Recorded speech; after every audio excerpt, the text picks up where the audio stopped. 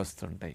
కాబోలి శనగలు డయాబెటీస్తో బాధపడే వారికి, బ్లడ్ షుగర్ లెవెల్స్ కంట్రోల్ అవ్వట్లేదు అనుకునే వారికి చాలా బాగా ఉపయోగపడుతుంది అని ఇది పరిశోధన ద్వారా నిరూపించిన వారు 2017 సంవత్సరంలో college of life sciences Kuwait university Kuwait వారు డయాబెటీస్ వారికి అంత బాగా పనికొస్తున్నదని వీళ్ళు ఇవ్వటం జరిగింది.